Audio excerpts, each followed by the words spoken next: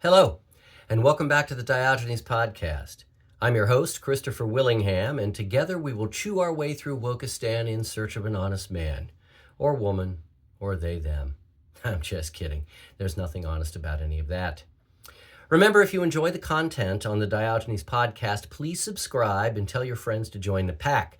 Also, remember to leave a like so that we can boost the channel in the suggestions and reach more viewers. Today, we'll continue with my essay in progress, Danse Macabre. This section is entitled Part 4, Prove Me Wrong, the Assassination of Charlie Kirk. You can really tell a lot about someone by how they react to a person's death. Charlie Kirk. If the response to the killing of Irina Zarutska was a crime of silence, the response to the assassination of Charlie Kirk is a Sabbath of Maenads, besotted fanatics reveling in the politically motivated murder of an innocent man. For those unfamiliar with Greek mythology, the Maenads were roving bands of frenzied women, followers of Dionysus, god of wine and madness. Known for their wild dismemberments, the Maenads' most famous victim was none other than Orpheus, the mortal musician who once charmed Death himself into giving up a ghost. Unimpressed, the Maenads later ripped Orpheus apart for worshiping a god other than their own. Now there's a tune that never goes out of style. I resort to this sexed metaphor because the preponderance of those performing their orgiastic gloating on social media over the assassination of Charlie Kirk are leftist women. Even more so if we include those who think they are, or at least call themselves women. This is consistent with data showing that women are now, quote, the most progressive group in American history and outpace men across virtually every measure of political involvement, end quote. Women also dominate academic institutions, which remain the unholy locus of wokeism. This fact is especially grotesque given that Charlie Kirk was murdered in front of hundreds of students during an active debate on a college campus. Almost immediately, legions of leftist American teachers, again mostly women, swarmed TikTok and Blue Sky to celebrate with self-lubricating relish a school shooting. Data show that there has been a radical shift toward extremism in leftist values over the last 2 decades and a concomitant rise in mental illness, especially among young women. Social psychologist Jonathan Haidt refers to this as, quote, the surge in suffering, end quote, and observes that, quote, the tidal wave of anxiety, depression, and self-harm hit girls harder than boys, and it hit preteen girls the hardest of all, end quote. Haidt's research links this trend to safetyism and the loss of free-range childhood and the rise of online life and social media, the disinhibiting, identity-driven effects of which disproportionately affect girls and women. These effects are most commonly manifest through a catastrophizing infatuation with real or imaginary sources of harm, identity confusion, and reputational savaging, the preferred form of female aggression. One troubling feature that correlates with these facts is the expressed approval of violence by self-identified leftists in silencing their political opponents.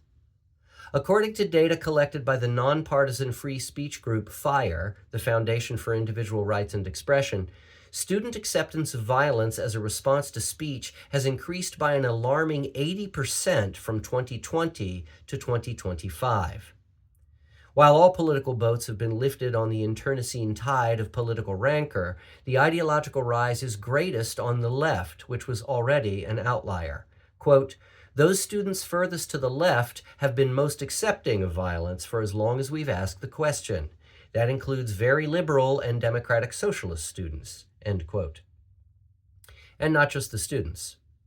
Distinguished professor and gender theorist Judith Butler of the University of California, Berkeley, stated that, quote, the uprising on October 7th was an act of armed resistance. It is not a terrorist attack, and it is not an anti-Semitic attack. It comes from a state of subjugation and is directed against a violent state apparatus, end quote.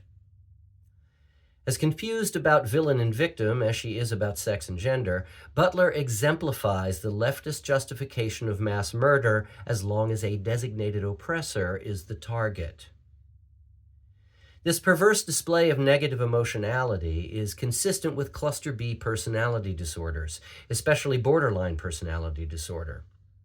Tellingly, according to the DSM-5, approximately 75% of those diagnosed with this condition are women.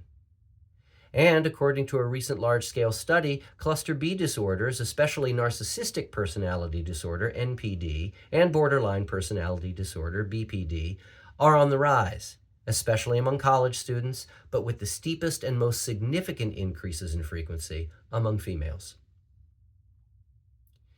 BPD is characterized by pervasive emotional instability, impulsivity, struggles with identity, intense emotions, and difficulty controlling anger and respecting appropriate social boundaries, among other maladaptive traits. Maybe trans women really are women. Nah, that's a whole different kind of crazy. At any rate, so much for the nurturing stimulus of the female endocrine system, and so much for women scoring higher in trait agreeableness on the Big Five personality model, a trait considered foundational to compassion and altruism. But then, Pluto is not considered a planet anymore either. However, Pluto does remain the name for the Greek god of death, an obvious fetish for the Amazons, Furies, Gorgons, Harpies, and Maenads of wokeism, whatever their natal sex. Greek or woke, one mythological turn deserves another. Unfortunately, in the case of the woke, this increasingly means a lot of people turning in their graves. And unlike the Greeks' Hellenistic sculptural achievements of emotional intensity, dynamic movement, and unprecedented naturalism, the stone hacks of woke, like lipo-chiseler Thomas J. Price, give us fat doer slags of angry blackness, glowering in the public squares in Walmart attire, hands on hips or fists in pockets, or lazing distractedly in smartphone glow. Like language, a culture's art always gives away the game. Sadly, in the long declension from Greek to woke, the West lost. Quote, Democrats have a crazy woman problem. Well, to be clear, we all have a crazy woman problem, end quote, says comedian and podcaster Bridget Fetisi. She refers specifically to Jennifer Welch, host of the I've Had It podcast, with honorable mentions for AOC and the 9 trans women, i.e. males in creeps clothing, on the cover of Glamour magazine UK's Woman of the Year 2025 issue. Welch, who looks like a witchy poo and Romulan sandwich pressed together with a sad iron, went viral by sharing footage of wine moms celebrating the death of Charlie Kirk at an October 2025 No Kings protest. Welch then warned mainstream Democratic leaders that they had better cater to their deranged leftist fringe. Quote, so listen up, Democratic establishment. You can either jump on board with this shit, or we're coming after you in the same way we come after MAGA.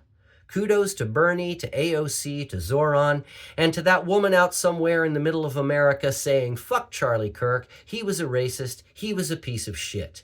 There are so many more of us than there are of them, end quote. Along with her ethics, Welch really needs to review her math. Fetisi is quick to point out that there are definitely not more people celebrating murder than condemning it, and that this is not a political position. It is a homicidal fantasy, which, combined with a fetish, gets you a Fetisi. Quote, we live in a time when this is the shit that rises to the top. These people know that if you're unhinged and crazy, you'll rise to the top of the pile of people talking online and on media, end quote. I'm not sure this really passes for self-awareness so much as for a feeding frenzy, but the media certainly encourage it, and the hysterics are proud to participate. Narcissists like attention however they can get it. Welch would also do well to review some history and basic political theory. The so-called radical flank effect describes how asymmetric divisions within one's party actually weaken its position and galvanize opposition. James Madison, in Federalist No. 10, identified this vociferous issue.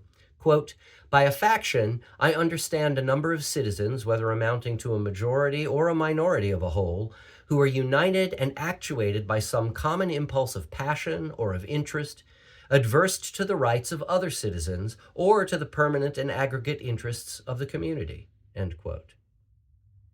Abjure the common good, even and especially when, in the name of righteous revolution, and eventually you'll get yours too. Remember Robespierre. Regarding the vivid shift from maternal nurturing to ideological persecution among women on the left, writer Mary Harrington, in her book Feminism Against Progress, observed that over the last several decades, women have embraced a progressive vision of autonomous personhood, selectively de-emphasizing certain sex-typed behaviors, and, quote, rejecting caring obligations as obstacles to individual self-realization. So in turn, care has been institutionalized, proceduralized, and depersonalized, all the way down to infancy, end quote. Harrington forebodes that the world that emerged under COVID lockdown is a precursor to a post-human dystopia, a, quote, fantasy of amniotic envelopment in hygienic tech-enabled safety, end quote, in which the only available caregivers are government-controlled machines and institutions, a world offered as a, quote, vision of abundant, automatic, safety-oriented, and sexless universal nurture, end quote. This antiseptic, hands-free, motherless world was made manifest during a time of crisis, when many women had already absented themselves from parenting, the internet and social media had replaced community and caritas with distance and denunciation, and educational institutions overcorrected for the evaporation of real human contact and care by coddling young people and inventing more identitarian pathologies to stimulate their dysregulation. This last academic facet is due largely to the Manichaean shift from critical thinking to critical theory in schools of education. This has been a decades-long institutional march in which Marxist critique has been extended into other domains such as race, gender, sexuality, colonialism, and indigeneity. Indissoluble clots of postmodern theory have been thrown in as well, just to keep the mixture hard to swallow. They don't call them the lumpen for nothing. Naturally, this activist vanguard in such area studies has been led by and pursued most studiously by women. As women have come to dominate cultural institutions, these displaced nurturing instincts have found new objects and new forms of expression.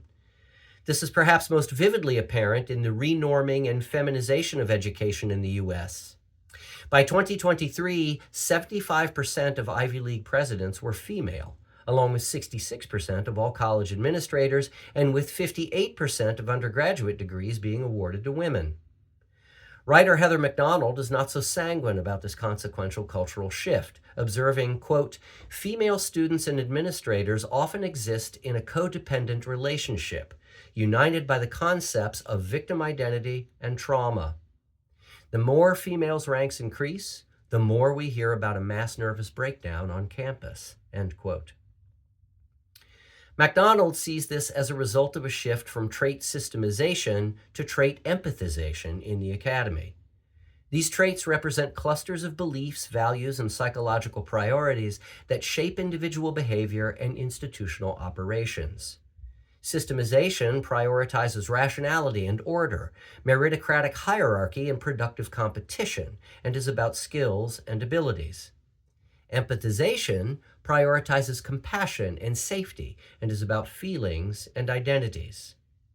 These can be broadly associated at the group level with typically masculine and feminine personalities. Obviously, both traits have valuable applications, but the net result of the feminization of academia, especially at the university level, is a conflict of competencies. Schools renormed as accommodation farms for performative victims who were then trained in sadism and cultural sabotage to protect themselves in a world described starkly as a battleground of oppressor and oppressed, tormentors, and the traumatized. The feminization of the academy coincides with the shift from schools as centers for the production of knowledge to engines of social justice and sanctuaries of therapeutic safetyism. The modern university has long been an ideological citadel for the political left, but this shift in mission emphasis has accelerated the concept creep of wokeism by expanding the available categories of victimhood and distributing empathy far beyond the boundaries of the local to the increasingly exogamous, the outliers, and the trivial, the weird, and the pathetic. Christopher Rufo notes an axial shift from the class-based concerns of orthodox Marxism and the black and white dichotomy of critical race theory to a more inclusive psychological axis. Quote, something that shifts into an interior set of values, an interior set of virtues, subjective experiences prioritized over objective reality, and new hierarchies are based on these invisible traumatic experiences. Individual pathology is valorized as a form of marginalized identity.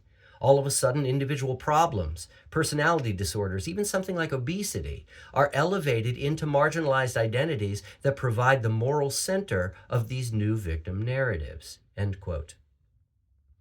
Within this expanded horizon of pathologies as victimhood, can you say non-consensual puberty? Even an unsubstantiated claim of mental illness, mere feelings, is sufficient to gain protected status and social advantage. There aren't any challenges to be met through resilience and adaptation anymore, but rather the world must be remade as a safe space and provide specialized care on demand. Thus are female-led institutions incentivizing a kind of infantile dependency, even as women see themselves as change agents for autonomy, empathy, and equality. Equal access to a pile of ashes while we all choke on the dust of our incinerated civilization somehow doesn't seem like a big win. I guess this just goes to show that even when women are no longer burned at the stake, they still have a stake in burning things down. In their defense, though, thanks to TikTok, narcissistic rage is hotter than ever. In a controversial essay that has elicited a surprising amount of support from sane liberal women estranged by the excesses of the woke left, conservative writer Helen Andrews elaborates on the proposition that, quote, everything you think of as wokeness is simply an epiphenomenon of demographic feminization, end quote. Andrews' premise is derived from a 2019 article positing that the entire woke era was inaugurated by the canceling of former Harvard President Larry Summers for daring to state the plain facts that there are fewer women in the hard sciences due to, wait for it, fewer women at the tail end of the bell curve relative to men, and actual differences in occupational preferences between men and women. Both of these claims are accurate and backed by hard data. There is no bias or sexism here.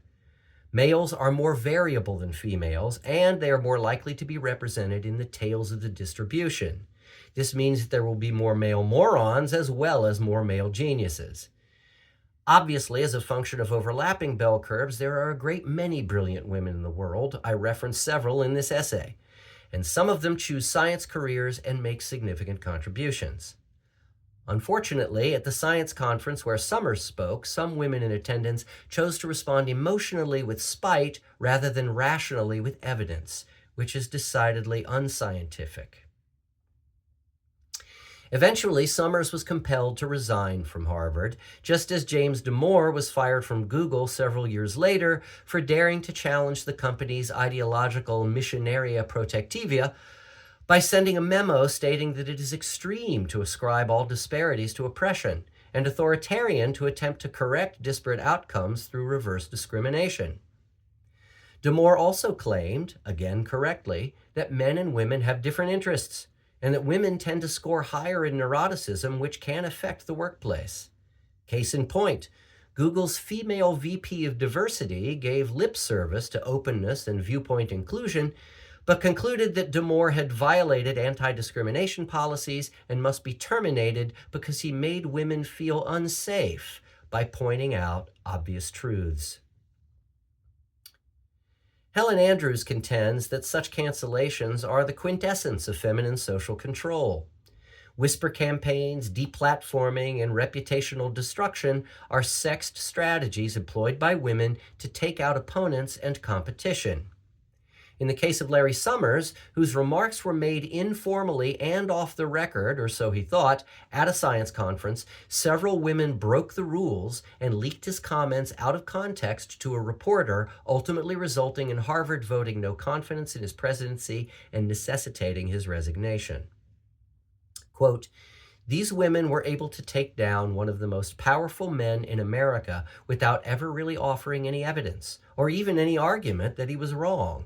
They just said that what he'd said was offensive. That is the style of debate that characterizes wokeness, not having conversations, but shutting down conversations." End quote. Indeed, and it is the style of aggression and social control that characterizes the feminine. Quote, "Everything you think of as wokeness involves prioritizing the feminine over the masculine, empathy over rationality, safety over risk, cohesion over competition."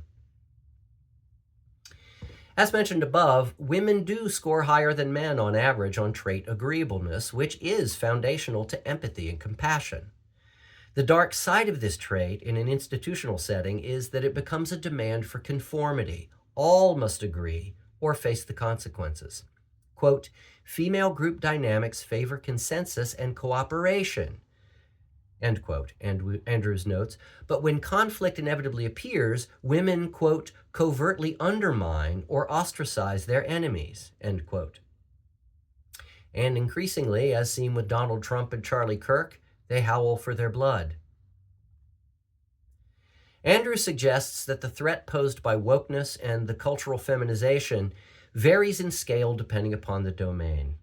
For example, women now dominate veterinary medicine, which is hardly concerning, unless men of a certain political orientation continue to be seen as animals who need to be put down.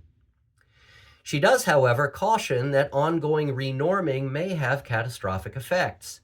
Teachers and journalists determine what is taught and what is accepted as truth. As these fields continue to be dominated by women who suppress or censor inconvenient facts and truths, reality is in danger. Andrews states baldly that, quote, "The rule of law will not survive the legal profession becoming majority female," end quote. Why? Because women are far more likely to make emotional decisions that privilege alleged victims, especially when female, and abrogate the rights of the accused, especially when male. There's little dispute over this, actually, except in declaring it a good or a bad thing. Attorney and legal writer Dahlia Lithwick is ecstatic over, quote, "an explosion of bottled-up judicial girl power," end quote, and is approving of an emerging irreverence by women for the law's formalities, seen as relics of a system, quote, "fundamentally built to privilege propertied white men," end quote. I'm no attorney, but the last I knew, there are no laws against being privileged, propertied, white, or male. And in case you're wondering, I'm only two of those things. I leave it to readers and listeners to figure out which. Andrews concedes that, quote, "the problem is not that women are less talented than men, or even that female modes of interaction are inferior in any objective sense. The problem is that female modes of interaction are not well suited to accomplishing the goals of many major institutions." The reverse is also true. There are many domains in which men's style of leadership is not the most effective. Why would we think otherwise? One problem is the leftist insistence on a Rousseauist vision of equality and blank slateism, which is scientifically untenable. A worse problem is the thumb-on-the-scale social engineering that has upended a system designed for healthy debate and competition that favors merit and excellence, which benefits everybody, and emotionally propelled radical empathy, which manipulates situations and outcomes to redistribute benefits to sanctified victims. Of course, women are not solely responsible for the cultural turn to institutionalized narcissism, the rise of pathological safetyism, technocracy, and internet-stimulated anomie, or identitarian leftist ideology. But they are uniquely susceptible to the lures and short-term rewards of providing the kind of systematized care offered to sacralized groups, e.g. minorities, the marginalized, the culturally other, and the historically oppressed. This is because such designated victims are impersonal. They are types who tap into the latent instinct to care without requiring direct involvement or personal sacrifice, only electoral and financial commitment, and the performative outrage, often online, that substitutes for actual nurturing and social change. And such ersatz care offers huge returns in social status among other leftists, as well as control of the cultural narrative and levers of power. Remember, these institutions are now operated increasingly by and for leftist women, and men are increasingly alienated and checked out, or feminized and simping for the socialist sibyls of the woke West, or they are done in, like Charlie Kirk. Jonathan Haidt has noted that women overwhelmingly emphasize the care-harm foundation in the formation of their moral beliefs and political value sets. There's an obvious biological basis for this. What has changed after centuries of feminist programming and decades of leftist radicalization, combined with the rise of dehumanizing technologies, is that care has now become weaponized as a new form of harm.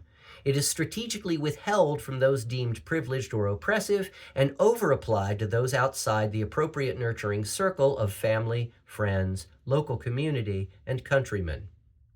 This has had a profoundly destabilizing effect socially and psychologically on Western cultures, where care is now routinely withheld or redistributed from their own members to outsiders, free riders, and bad actors. Women and leftists are loath to make personal sacrifices, but they excel at finding scapegoats and potlatching away so-called white and male privilege. Just consider the media all but ignoring the death of Irina Zarutska, more outrage being expressed over the firing of Jimmy Kimmel than over Charlie Kirk being murdered in front of his family on a college campus, the lack of fanfare for Trump's brokering peace in Gaza, and the leftist silence at Hamas slaughtering dozens of Palestinian collaborators in public executions less than 48 hours after the ceasefire. What happened to radical empathy? Leftist women also excel at what biologist Danny Sulikowski theorizes as, quote, manipulative reproductive suppression, end quote. She describes this as a process in which elite-educated women, almost always white and decidedly leftist, promulgate a narrative that delays or discourages marriage and child-rearing. This narrative denigrates values seen as conservative and oppressive, such as trad wives and traditional masculinity, now renormed as toxic. It also valorizes the gender transition of children, overwhelmingly a female-propelled cause, which chemically and surgically eliminates another competitive reproductive vector. The virtue signaling associated with transing one's children, Sulikowski notes, harkens back to the fashion among wealthy celebrities of adopting ethnically diverse, fair trade kids who provided visual signals that the parents were wealthy and noble enough to pour resources into children to whom they were not related. The effect of this leftist's female intrasexual manipulation is to selectively limit mate competition from conservative and lower-class women, as well as some within their own political clade, creating a reproductive bottleneck that benefits leftist female elites. These women thus remain at the top of the dominance hierarchy and are free to reproduce not only offspring, but their cultural values. Sulikowski posits this as a startling harbinger of civilizational collapse. She notes that cultural expansion is broadly associated with masculine values of competition and industry, and cultural dissipation accompanies female dominance in reproduction. Quote, female intersexual competition centers around sabotage. Men are not selected for that same mechanism, end quote. She elaborates, describing how men compete with each other, which results in an overall increase of cultural production because even the losers contribute in their bids to succeed, while women compete against each other to reduce biological reproduction, which results in a long-term loss of cultural capital. Quote, when levels of male intrasexual competition are very high, you get a lot of things being built, a lot of sex, and that leads to a lot of babies. When female intersexual competition begins to dominate, then you get the exact opposite, and birth rates just go straight down, end quote. Combine the declining birth rates in the West with expanding populations of cultural outsiders with accelerated rates of reproduction, and civilizational collapse does not seem like a far-fetched proposition. Western women are parenting less and protesting more, and with greater support for violence, for radical leftist causes. And when the hand that rocks the cradle cradles a rock, all of civilization is in trouble.